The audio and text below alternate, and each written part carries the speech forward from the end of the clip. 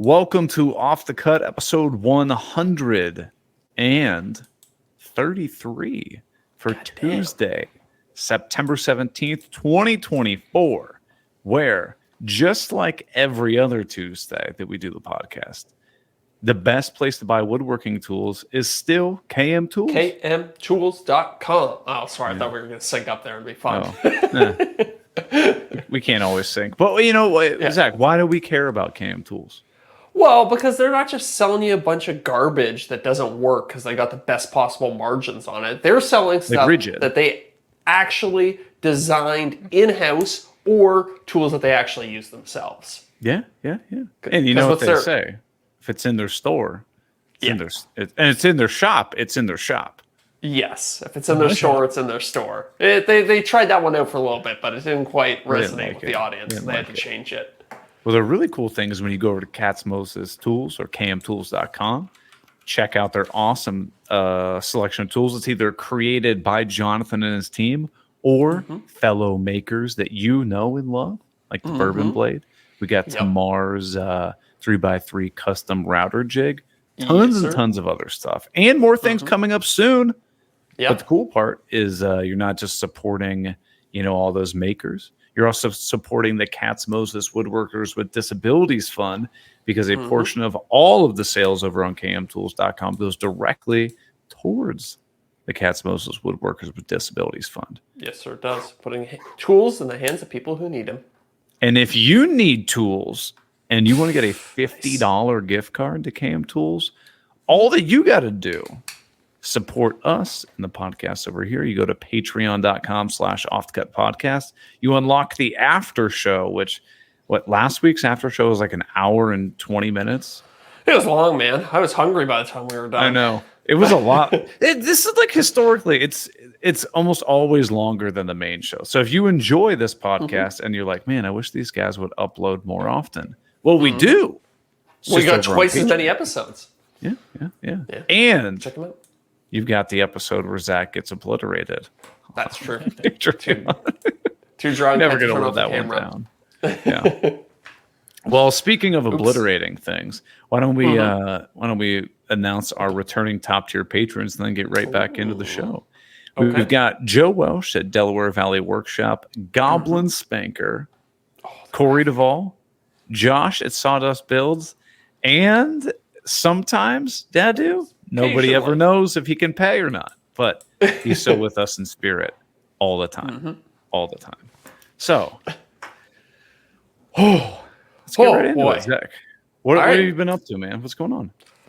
What have I been up to? That's a good question. I was wrapping up my big comp. We talked about this last week on the after show. I did a big compilation video. Yes. So I smashed together the speaker one. Yes, 3 of my favorite speaker building videos into one single video.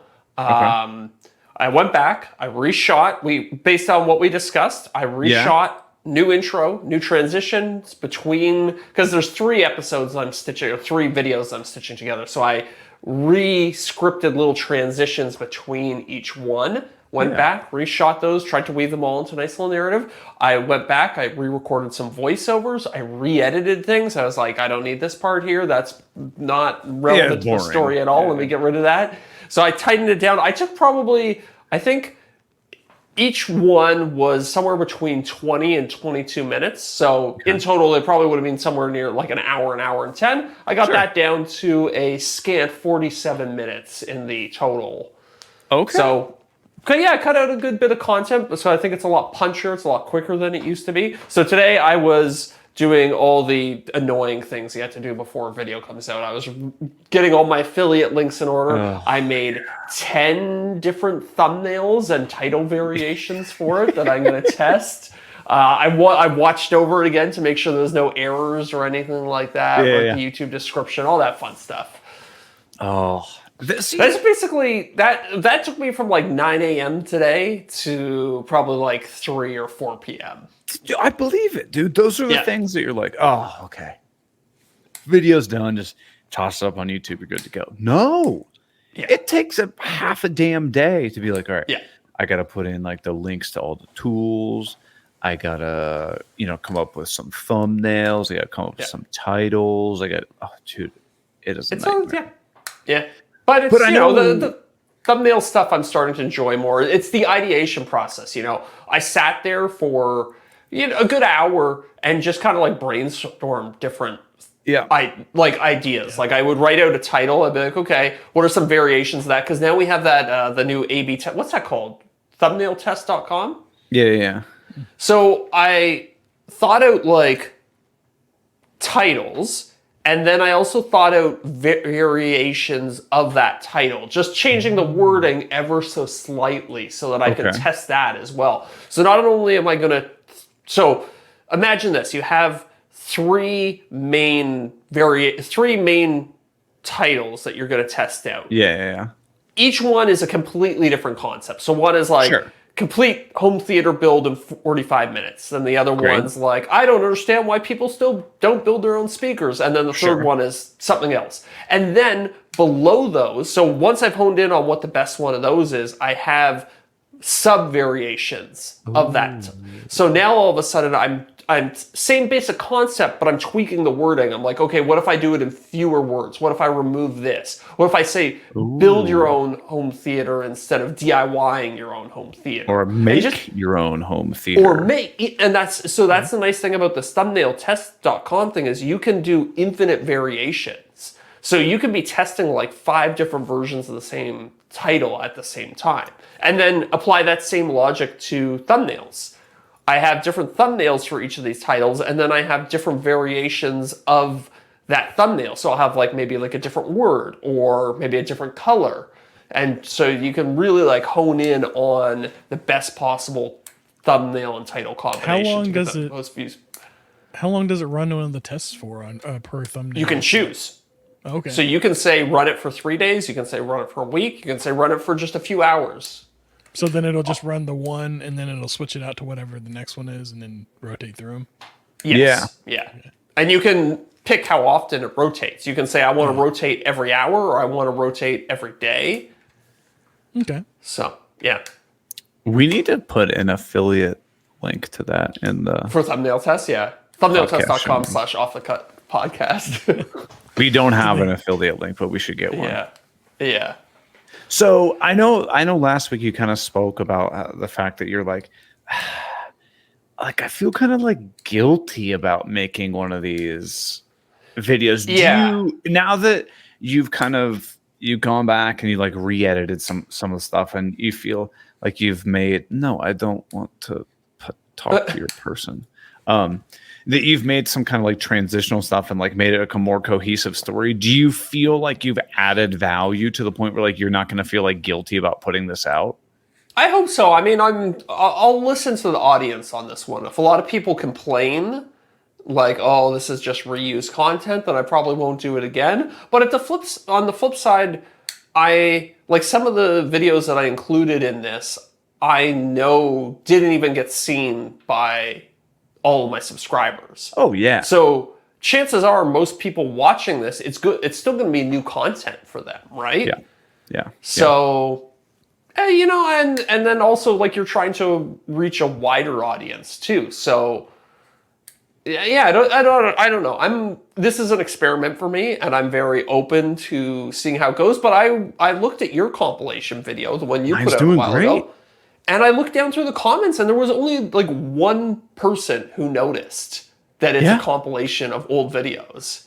And everybody was literally put like a lower third originally aired October 17th, 2021 or whatever. Yeah, I opted not to do that based on the discussion that we had last week because I don't know what it really adds, but it's And I think people who are like, longtime subscribers, supporters of the channel, whatever, might look back and be like, oh man, Zach doesn't have this. He doesn't have the CNC when he built this one, or doesn't. He's in a different office. Like it's good. It's a different house too. Right, exactly. Yeah. And I think those people know, but I mean, like you said, if chances are, even so, like, dude, I don't remember. I know I've seen those videos, but if they were a year and a half, 2 years old, like. I'd be like, sure, I'll watch it again. Yeah, because I think, you know, you think about your own videos and you know them so well and so intimately. But for other people, it's just some video they saw in their feed like 2-3 years ago or something like that. They probably watched a million YouTube videos since and completely forgotten everything. Right. I've rewatched several videos on YouTube, Yeah, not I'll even go back- knowing yeah. until like halfway through. Oh, I'm rewatching something I've seen before, and then I watch it all the way through because I'm like, well, what am I missing, or what? Where Right. did I zone out at? You know, what did I? What? And sometimes I'll even go back and rewatch videos on purpose Right. Yeah. to look for more things. Right. Yeah, I've rewatched videos because I wanted to know like the information, and I'm like, I'll watch it once. Yeah, And I'll be yeah. like, okay, that was good to know, and they'll go back and rewatch it just to like get a refresher on it or to it's find entertaining. specific. Yeah, yeah, Yeah, but So- I mean, so like, think of like a creator like that we've all seen.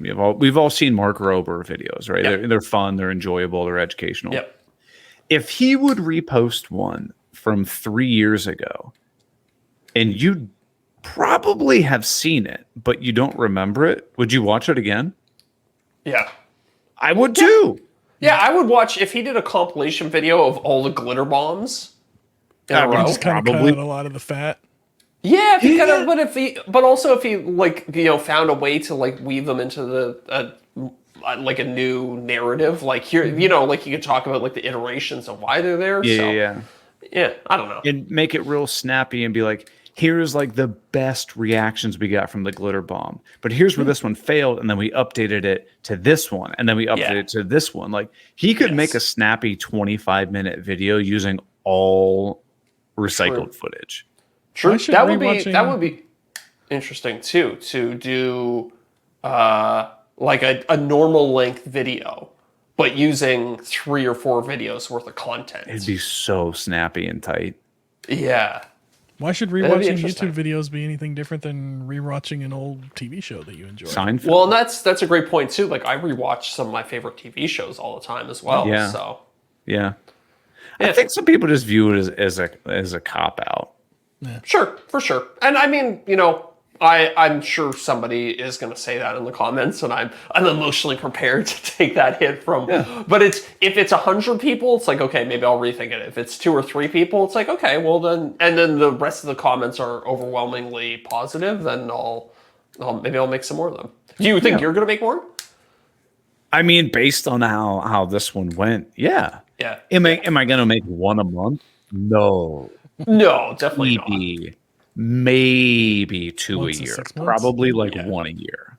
Yeah. Well, and the other thing is I need a filler video. So I'm in contract negotiation with a sponsor right now, and it's not going as fast as I would like, but I really wanted to get a video out before I went on vacation. I have a video that's done, but I just need to attach and it's like set aside for the sponsor. I was like, I really want to get that out before I'm going. Right. Contract negotiations are slow. It doesn't look like that's going to happen. So I'm like, okay, let me bump this one up as kind of like a stopgap. And then as soon as I get Are back you going to from put vacation. a sponsor on the compilation one?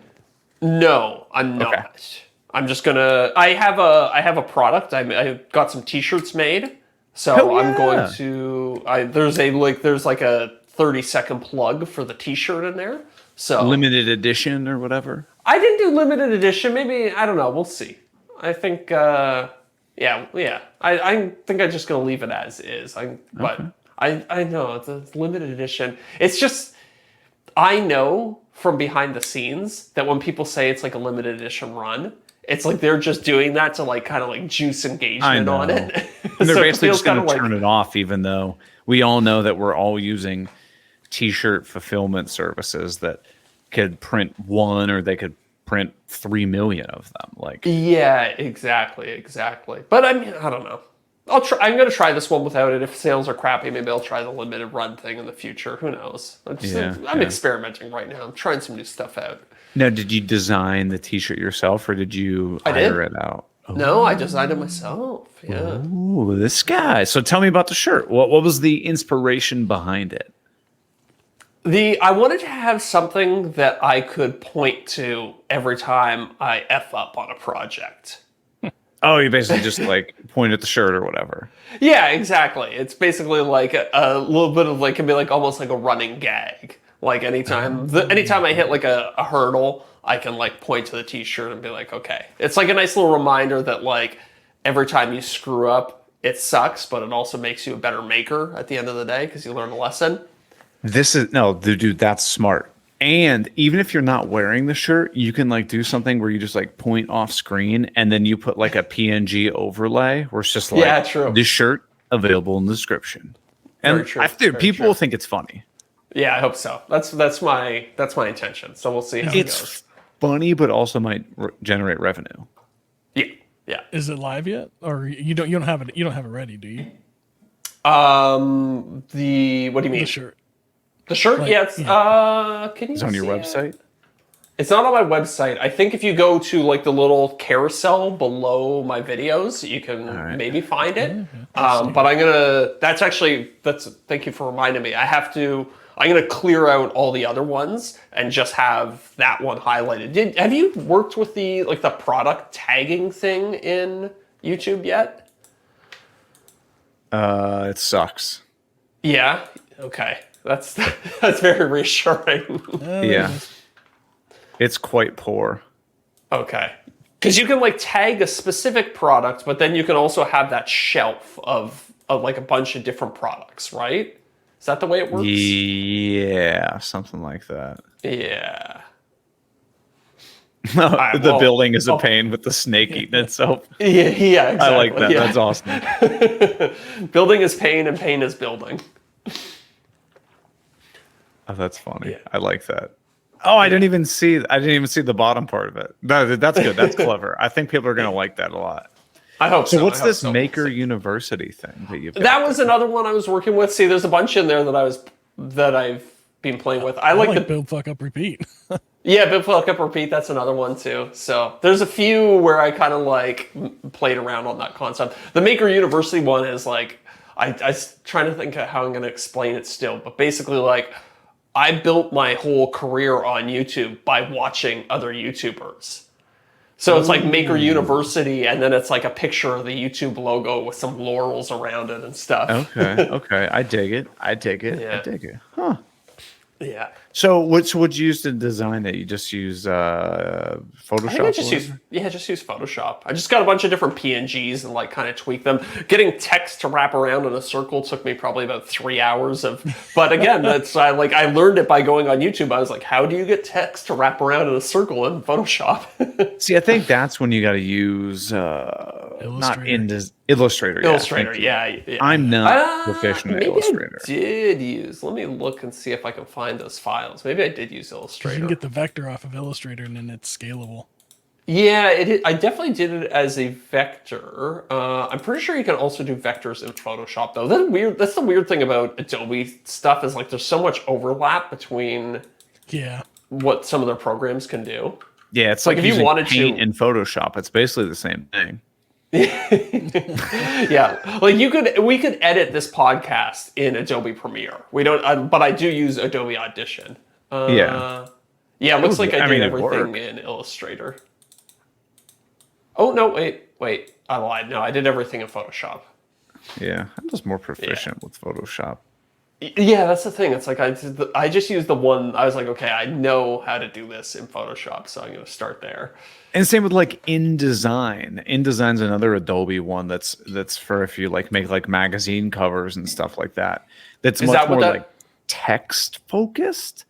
Yeah, like what could possibly be the difference between Photoshop and InDesign? Like if I had to design a magazine cover, I would 100% just go to Photoshop. I'd go to PowerPoint. Oh, I go to Illustrator.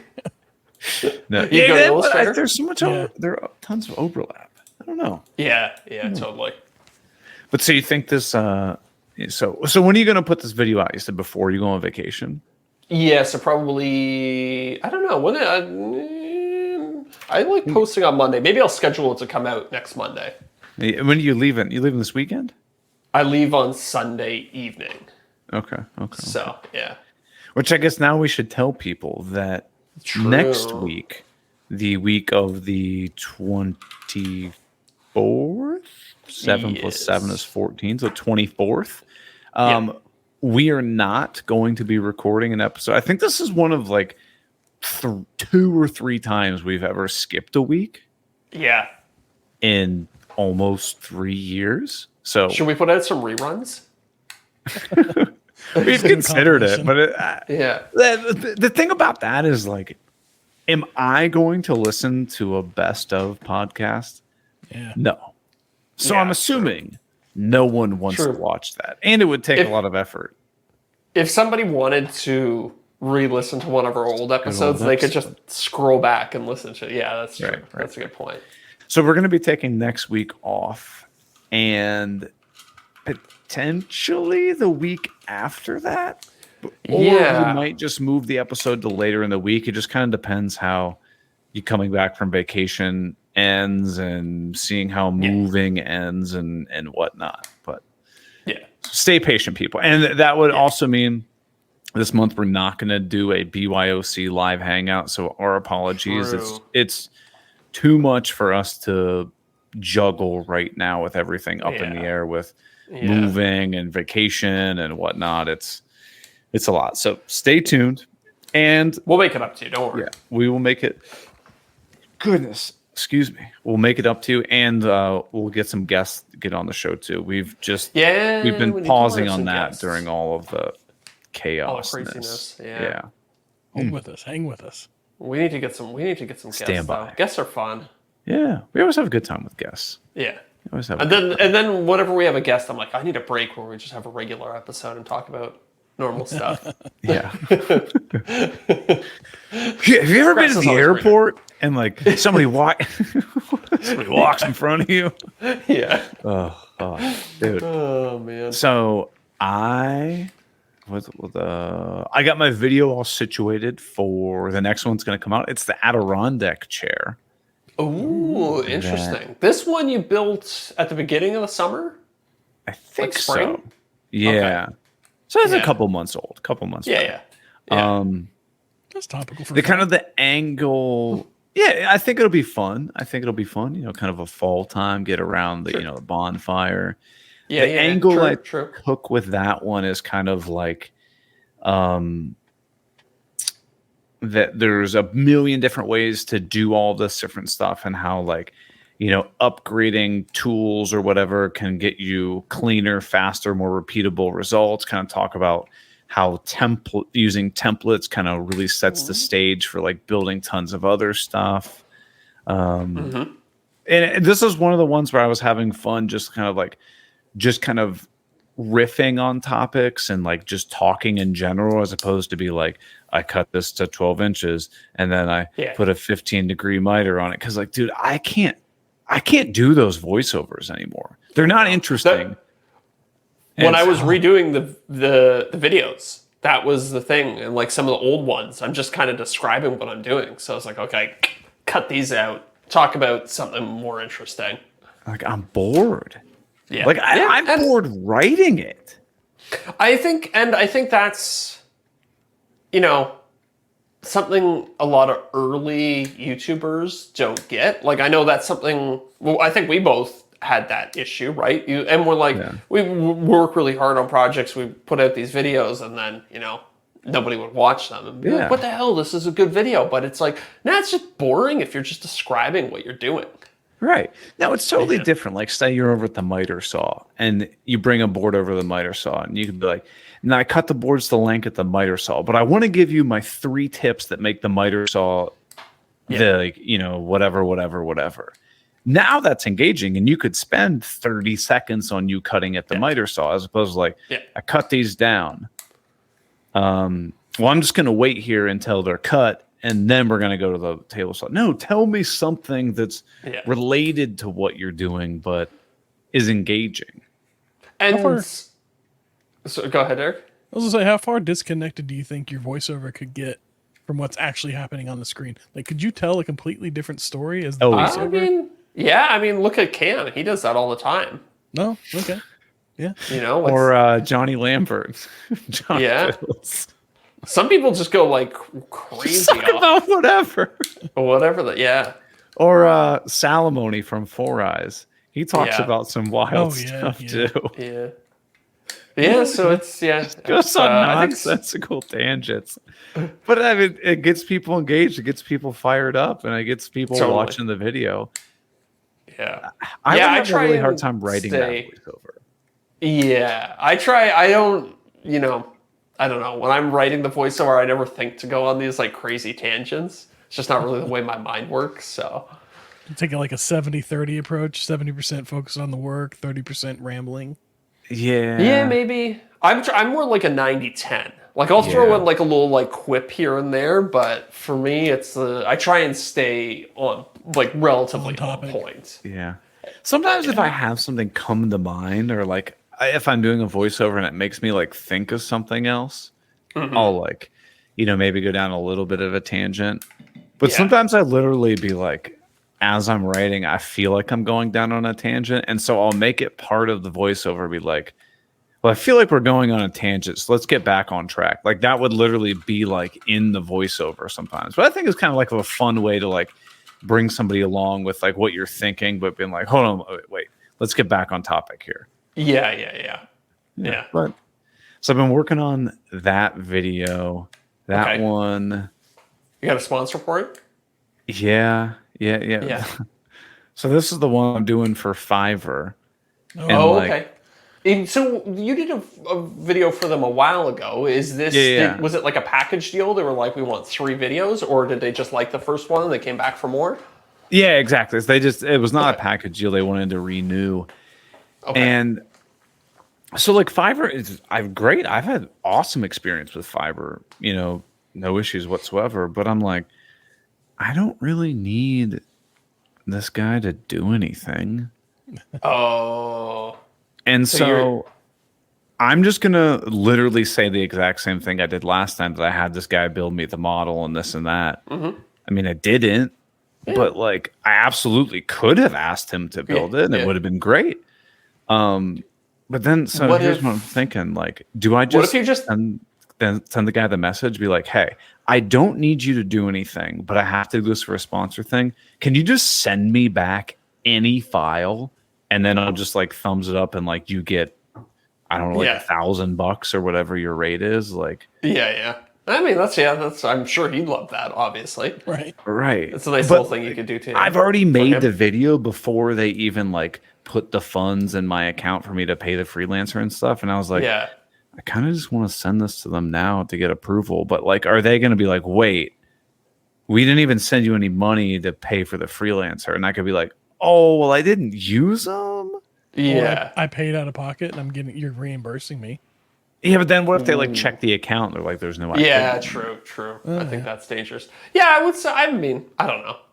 Honestly, if I were in your position, just to make your life as easy as possible, I'd probably just wait till the funds hit my account and then pretend I did it really, really quickly. So the funds are already in the account. Do you think I reach out to the guy and just be like, oh yeah, totally. Because you might as well just give the guy money, right? Yeah, or so my other suggestion to you was going to be, could you hire somebody to do something like kind of ridiculous? Like, could you hire somebody to make like background music or something like that? Yeah. And be like, if you've been jamming out to this background music throughout this entire video, I actually hired somebody on Fiverr to compose it for me. And just run it over the ad read. Yeah. So the whole thing is they wanted me to say that like the designer, like interior designer, like designed this piece of furniture or helped me with it, and like because of them I was able to do the project. I see. Like, Gotcha. What if you just reached out to one of them and you take your rough sketch of what the design is and tell them to put it into like a CAD system? But I don't want to make somebody have to work for something I'm not going to use. Yeah, totally.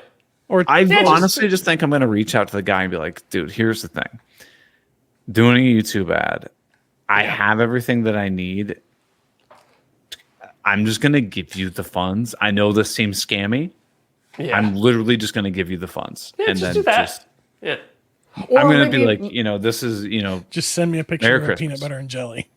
Is there anything that this guy could do for you for like a future project? Maybe be like, could I just like pay you in advance essentially? And then like maybe in the future you help me with something? Okay. I see where you're going with this. Yeah, put him on like a little bit of a retainer, and that way like he's not like creeped out by it, doesn't think it's scammy, and then maybe, who knows, maybe you forget to actually follow up on that in the future.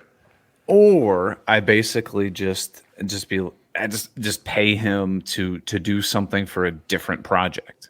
Yeah. And then I this seems shady, but like you get where I'm coming from. Like, Yeah. like if I don't need the service, but I know Fiverr has worked out great. I've used Fiverr tons of times. I'm happy to promote it. It's great. Yeah. But I don't It's need good the service on this video. Yeah. So like, do I just hire him to do something unrelated to the video? Yeah, I mean, yeah, maybe. Get your money's worth. I was gonna say, so what is this guy's specialty? Engineering design, specifically like furniture design, production drawings, renderings, and like interior design. Ooh, and he's not cheap, dude. It's like $1,000 to get this guy to do like a design about something. So like he's good.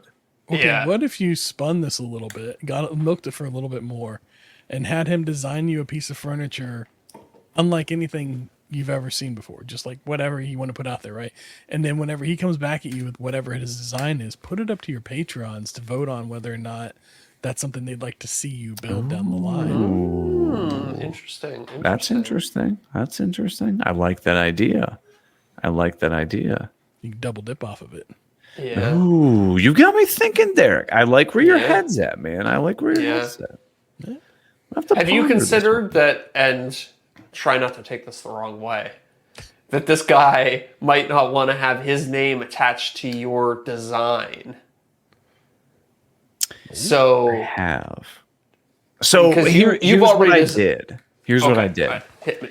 Is I basically said something along the lines of like, I sent this guy several pictures of Adirondack chairs that I was very interested in, but because the angles are so complex and like getting everything to fit, like it was beyond my skill in Fusion 360. So I basically asked him to just kind of merge all of these ideas into one and make me a Fusion model on it.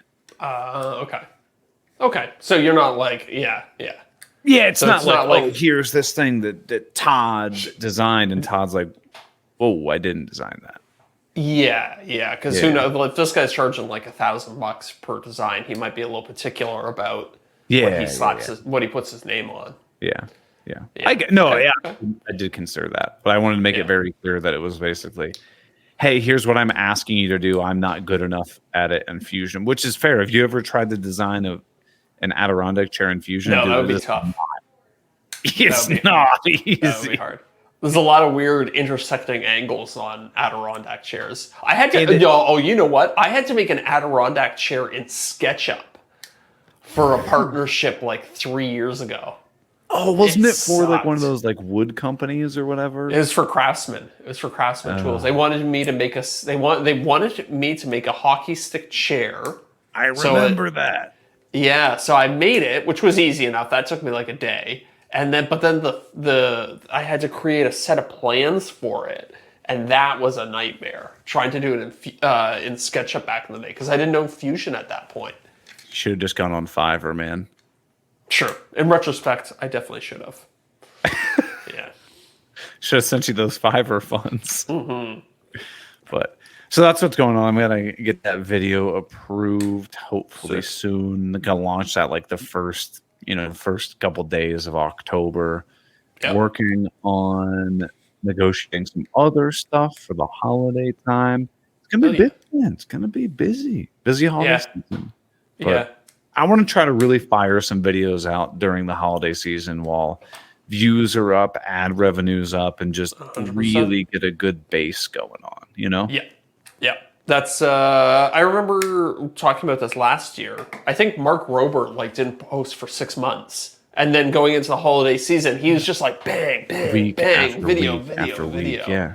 Yeah. I mean, it's a smart move. It like the part. So I haven't posted in 3 months now, which is kind of killing me. And I keep getting DMs on Instagram like, "Are you okay? Like, is everything all right?" Like, yeah. Yeah. So I've been trying to use the community post thing and do more community posts and stuff like that. Oh yeah, I've seen a couple of those. Yeah, I was gonna say I actually saw one pop up. I've seen a lot of community posts pop up recently, and it actually this circles back to something else I wanted to talk about too. But I saw your community post pop up about the motorcycle. Yeah, my motorcycle. Yeah. And the feedback that I saw was that in general, people were super pumped about it. But seems almost like yeah, every single person was like, dude, second channel for sure on yeah, this. yeah.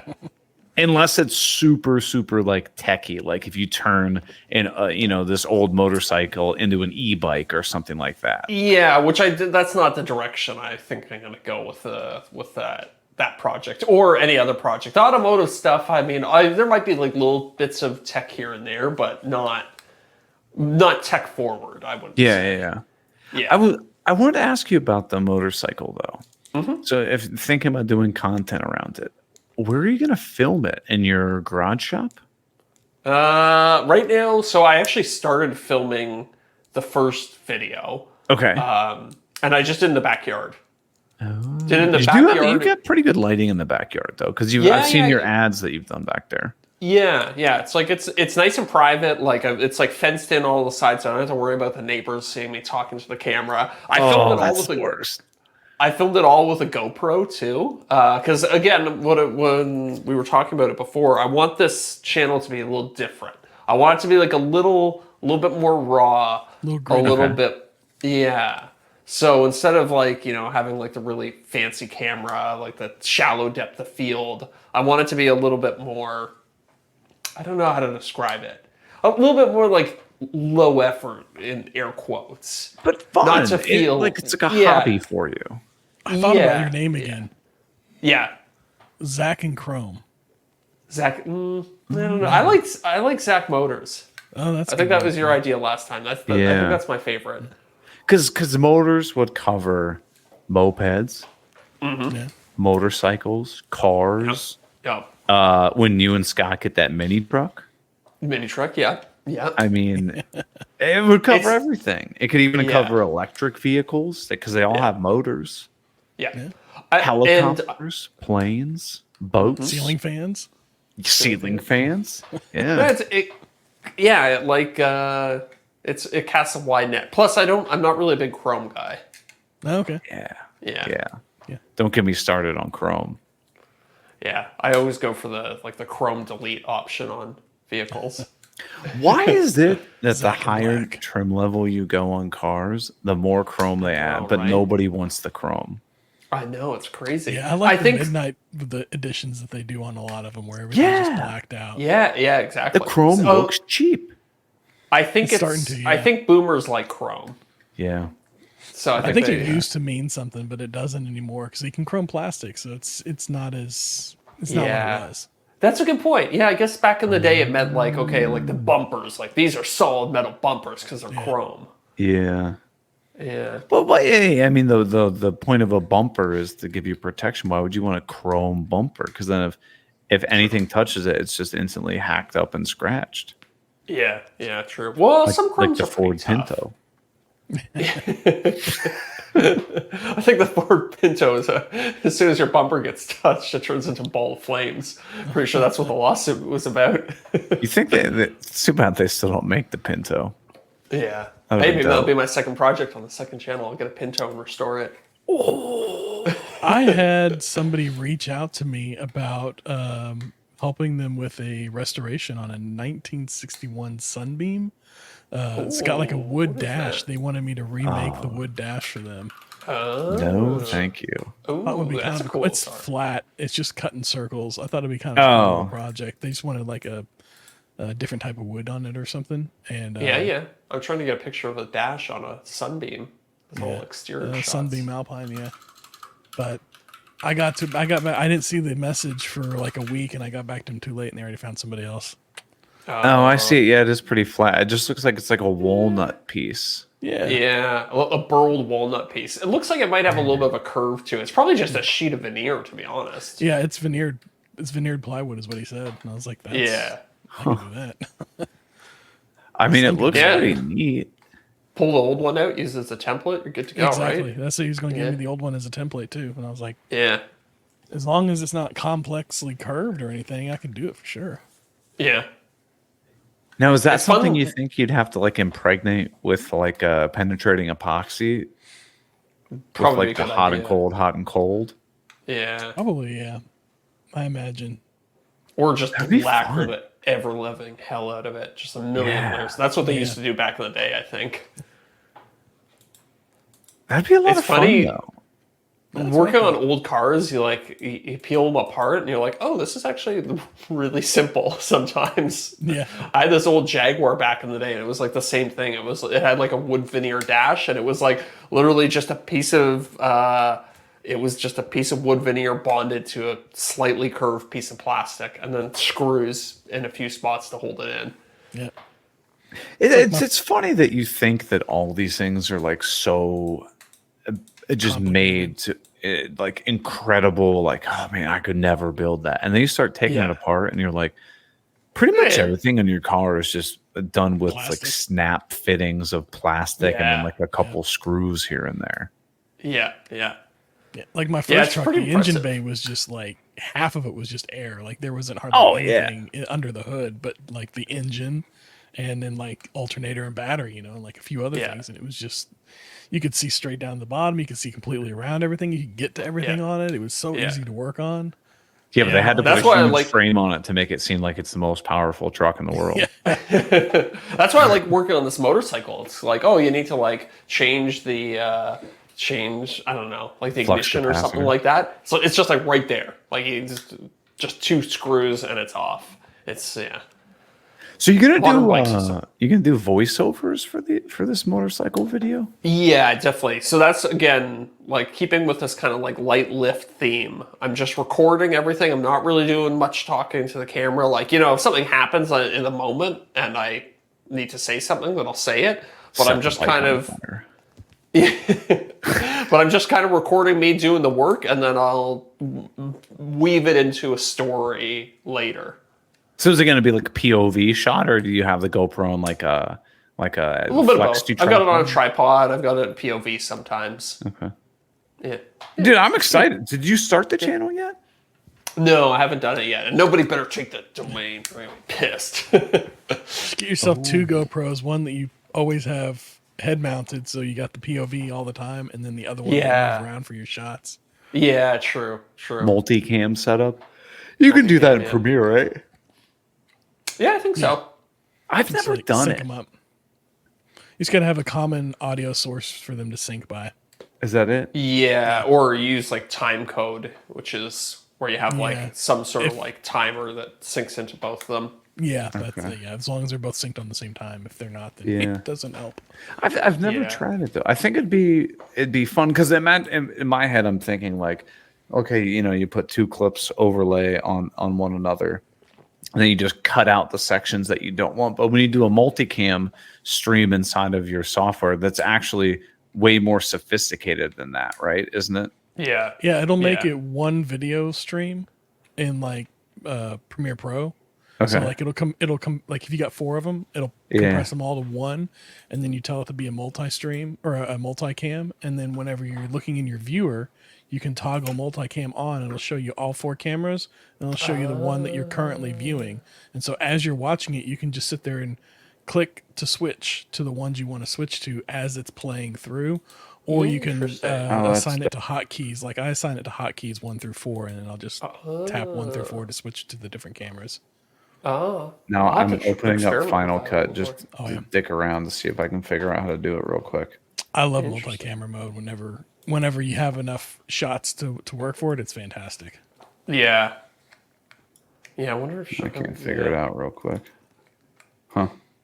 I think But it does kind of bog you down a little bit because you're essentially running 4 videos at once.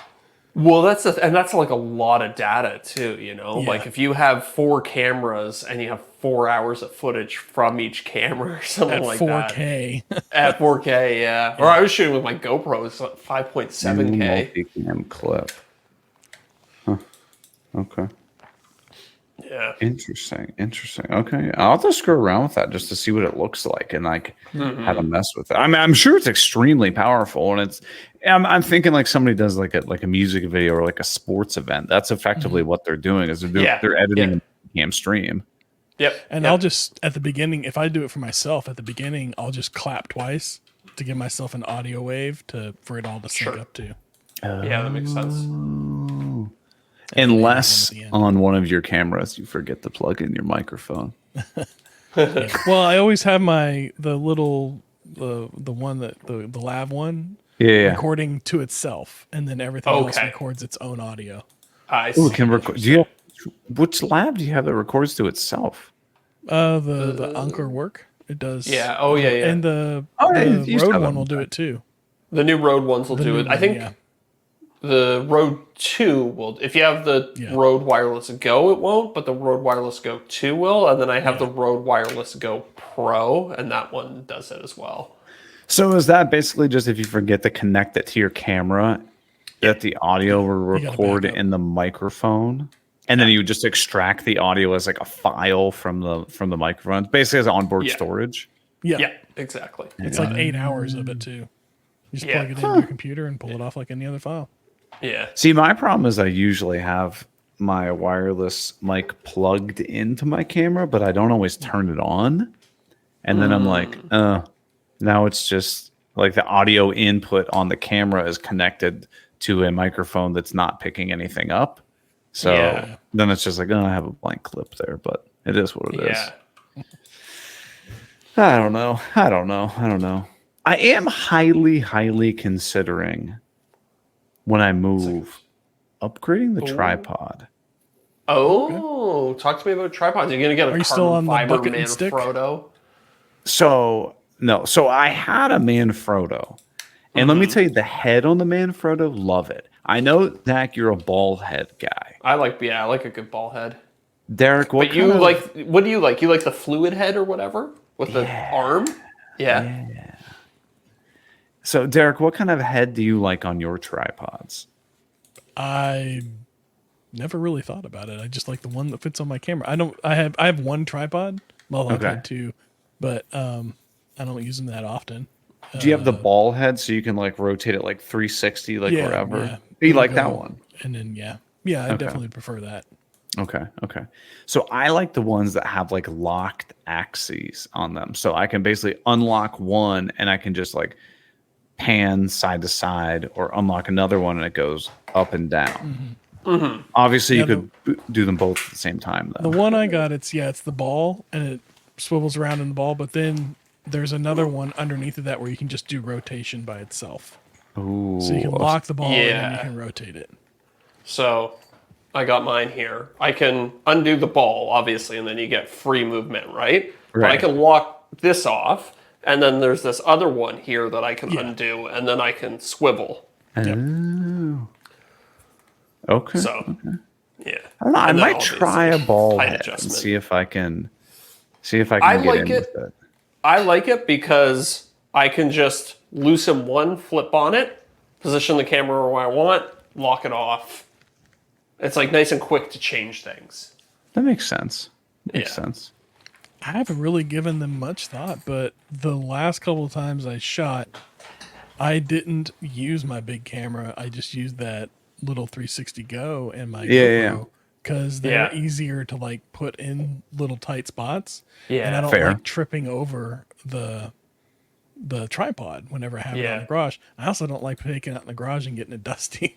Yeah. But I think I need Yeah. to let that one go and just Yeah. know that I'm going to have to clean it off every once in a while. But I would like to use it out in the garage more, but the cumbersomeness of a tripod kind of is a hindrance for me on there. And I think I need to find a solution so that I can shoot better video. Because whenever I do shoot on it, it looks night and day different. And I think it looks so much better for sure. Yeah. But- Yeah. I feel you. I get lazy. Yeah. Every time I get an action camera, I always like watch all these comparison videos, and I'm like, oh, this action camera is going to look Looks so good. good. And And then I get the footage and I throw it up in my editing software. I'm like, it just looks flat. yeah, It looks super flat, and maybe I just need the color. Even if I try to color correct it, I'm like, it just looks. I can't color correct for anything. I try every time. Color and everything, correcting It just is- looks awful. it's such an art, man. It's so hard to do. But even with like an action camera, when you try to color correct it, I'm still like, I'm not. not super satisfied with this. Yeah, those No, are the worst to no. color correct too because they got the least amount of data. I can color Yeah. correct better when I shoot on my Canon, for sure. Yeah. There's more Oh, data to 100%. work with. 100%. Well, you can film. I know in mine, I got the Action 4 or whatever, the DJI thing. You can shoot in Vlog, which will like Yeah. basically make your footage gray, Yeah. and then you just and then color correct from that. But like, I just don't care. I've never found the shooting in any sort of log profile to really be worth it for. No. Because it adds a step to post processing. And yes, if you're really good at coloring, like that's obviously what you want to do. But I just find you have to spend so much more time to get it to a usable state. Yeah. Yeah. And yeah, I don't know. My camera has something called a cinetone, which is kind of, it's like almost, it's halfway between a log. It's like a kind of like flat-ish profile that has a lot of dynamic range in it Okay. too. So usually I just grab that and boost up the saturation a little bit, and like that's good for me. I predominantly use my Action Cam now for like time lapse stuff. So it'd be, Yeah. I would set it up and it would be like, it's a 20, 30 minute clip, but I'm only going to play it for 5 seconds. So if it's just like, you're looking for it to capture the idea, not be like super crystal clear. Like I use the Action Cam to do a lot of the video where I'm like moving out of the shop and packing things up and whatnot, because it can be like, like cut and cut and cut. Yeah. But it's capturing a lot of information, like, oh, I packed up all of this stuff, but I'm only going to show it for 2 seconds. Yeah. And so if it's not the most crystal clear footage in the world, like nobody really cares, because you're just like, holy smokes, look at all the stuff that they're getting together. And, it's like, no, it's not a huge deal. Found the one thing that makes the biggest difference on them is lighting. Like whenever I shoot down in my shop and I got the door open, natural light coming in, it looks fine. But when I shoot in my office, it looks awful. Yeah. That's why when I was filming the motorcycle stuff, I was in the backyard. It's like, okay, I think I can get away with the Action camera here because it's like So bright sunlit much day. And that's what they're made for, is shooting outdoors in the natural sun. Like Yeah. It's just the sensor's small on them. It's just not bringing in, I mean, relatively speaking, right, compared to like a full size camera. Right. It's significantly smaller, so it can't bring in as much light. But The I'm just looking off on my other screen here. Insta360 has a Action camera that has a bigger sensor. It's still not like huge by normal camera standards, but it's bigger than any other. So I wonder if that one would look decent. But again, now you're chasing it. Here you go. I'm buying into the hype. Yeah. which one's that? It's called the Insta360 Ace Pro. Ace Pro. Okay. Yeah. Is that the one that goes all the way around? No. Okay. But that's kind of what Insta360 is known for, is their 360 cameras.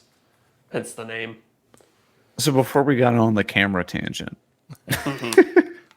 so what I was saying is I'm really considering changing up the tripod. So I had a typical, I had a Manfrotto tripod. It was a nice tripod, but it had the legs, and you had to flip the little levers, suck the legs up in, and I was like,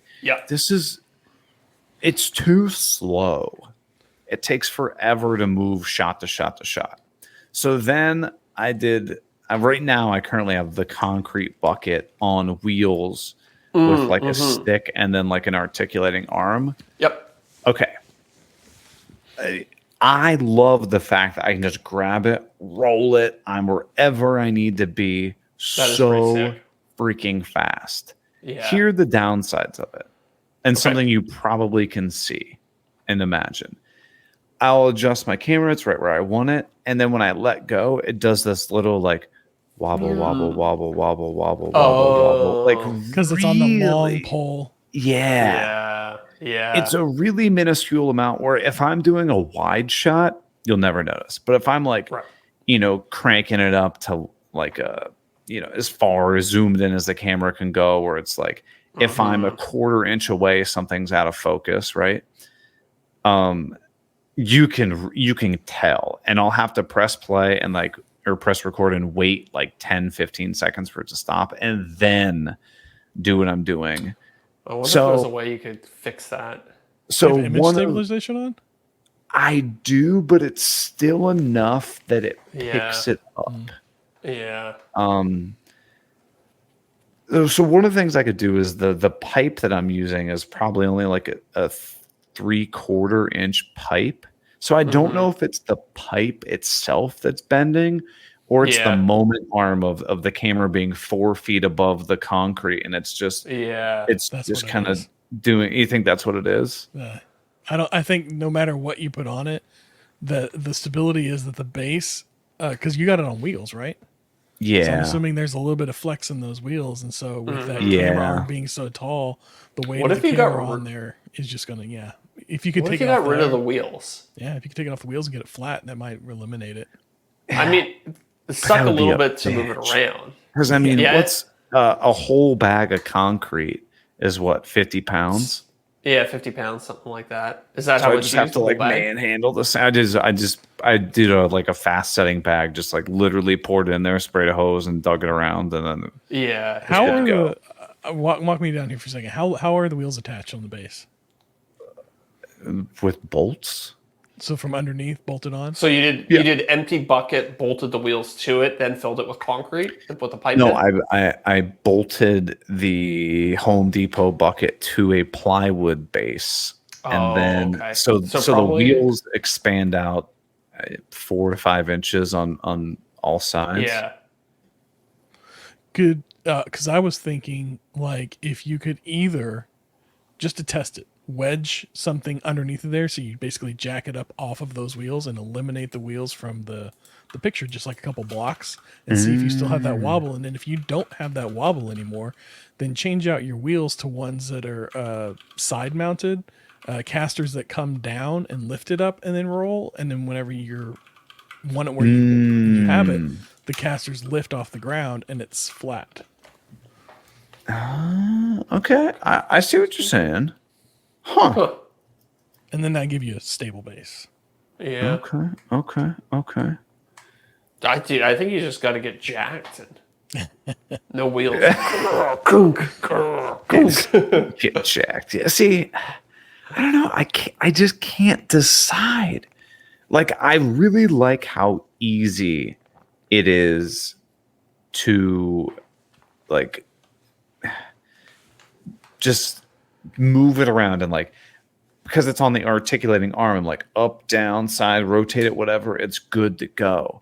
But it's not quite there. It's so Brett close. Brett just brought up a good point in the live chat, by the way, too. He said 3 wheels is more stable than 4. I know, and I've got 4 wheels, and I was absolutely thinking I definitely need to get rid of one of the wheels. Yeah, do a triangular base. What if you added a stabilizing gimbal to the head to hold the camera? That's never going to happen. I'm not going to do that. That's I think that's I mean it is a good idea, but it's like that's also It's a great idea. every time you go and film, that's like 15 minutes of setup. Oh, okay. So, Eric, walk me through this. So the pole that's in there, Yeah. how does the camera attach to the pole? Oh, How do you yeah. adjust like the height of it? I Does it did. telescope I or made the something? thing that Ben Pake from Wobie Design Okay. came up. It's called like the WOBY Wobie like camera rig or something like Okay. that. Camera jig. Oh, okay. Gotcha. Yes. I've seen this before. And so it Interesting. articulates pretty well. So even that thing's probably got some flex in it too, right? Yeah, and so, I don't know. I haven't landed on it, but all of that to be said, I watched some video that Bob from I Like to Make Stuff made about, like, he was talking about the same issues about tripods. So he came up, he built this DIY rig with like skateboard wheels and like aluminum extrusion and stuff like that. Yeah. And then he pointed out that there was a video that some photography channel did with Cam from Blacktail about this camera rig that he's got that's basically like a mobile tripod that's like counterweighted and stuff like that. So he can just grab the camera and like zip it up a pole, zip it down a pole, like all this kind of stuff. And I'm like, dude, that's what I need. But I looked it up. They're like $1,500. Yeah, yeah. Okay. Honestly, I don't Going know. wild. What if you built like an articulating arm system Yeah. and mounted it to the ceiling of your new garage so the camera hangs down? I and did you think can about just doing move it that. wherever. Zach, I think you were the one that actually brought that up in the past, weren't you? Yeah, I have thought about doing that for a while. What's the flaw with that though? 'Cause You have would need this- like a track system. Yeah. Like a track system? I was thinking like a really long boom arm with like multiple points of articulation that you could just like Well, accordion out to like. but for 12 feet if you needed to. every point of articulation, you need a counterbalance, right? And it can't. You know what I mean? Like you can't have like 3 pivot points and have it be counterbalanced without it being like Super having wobbly. arms coming off in all sorts of different directions, right? Yeah. Have you ever been to the thing I wanted to do was have you ever been to the dentist? You know how the dentist has this light that they like grab and position? I wanted to make something like that for I was honestly like trying to find a dentist going out of business and being like just be like, "Hey, can I buy your arm thingy?" Just go wander around an old junkyard and find something. Yeah, yeah. They've got, I don't know. There's too many options. Yeah, I know. I'm trying to think of like what are the things that slow me down the most in the shop, and 100% it used to be the tripod, and then I got this Setting up mobile the one. dude, 100%. Yeah, setting up the tripod for every shot. It really slows me down a lot. And I want to get a tripod that I can also like attach a light to it, so that I have some like light light. with me everywhere. Yeah. Yeah, like some filler light. Yeah. I was Yeah. like, dude, this could be pretty damn nice to have something like this. But also, like, dude, I'm at the position I'm gonna pay $1,500 for a tripod right now. But also, like, sponsor and just to get into that, I know. But then I think of like, how much time would that save me? right? And that, like, something like that, you buy it once and you have it for your entire career, right? So, I mean, think of like the Manfrotto tripod I bought was like $300, and I don't even use it anymore. right. I'm sure you probably sell that thing for pretty close to what you bought it for, though, right? You think so? Yeah, the Manfrotto stuff, people go crazy for that. It's an easy sell to the wife too. I mean, we'll get so much use out of this. You think so? Good picking. What was that thing? What was it called, Eric? The $1,500 crazy tripod you're talking about. I want to look this bad boy up. It's called the Studio Titan. Studio. But I don't know like which specific one it goes for. But you can add like multiple arms to this thing. So you can have like a camera on one side, like lights on another side, a laptop on the other side. Like you could do all sorts of wild stuff. It's literally for like studio work. Yeah, there's one that goes up to $20,000. I saw that. There's all kinds of stuff, but Crazy. 20 or 2? No, there's a 20 in there. 20. Yeah. well, I've got some additional shop setup questions, and I think you guys will have some really good feedback on those. But I want to do that in the after show. Yeah, me too. So everybody, we are going to head to the after show right now, and you can get access to it as well if you go to patreon.com/offthecut-podcast. But if you don't want to get access to the after show, that's cool. We will not catch you next week, but probably the week after. Just be patient. We've got, Zach's going on vacation. That's right. I'm moving. Just I gotta explore the Big life homeland of my changes. people. yeah. The homeland of your people. I actually found out the address of the house that my grandfather was born in, and I'm gonna visit it. Oh, that's sweet. Yeah. You think he'll still be there? My grandpa? Yeah. No. You want to take me back? You got to knock on the door and be like, my grandpappy used to live here. And they're like, Okay. Cool. Like, get off my porch. I'm gonna shoot you. Well, everybody, we'll catch you soon. Bear with us. We're going through a transition period, and Yes. we can't wait to be back. Cannot wait to be back. But in the meantime, don't listen to the Green Suiters podcast because that podcast sucks. But if you want Fair. to, it's all available on all streaming platforms. But that's up to you. All right, everybody. We're heading the after show. We'll see you. See ya.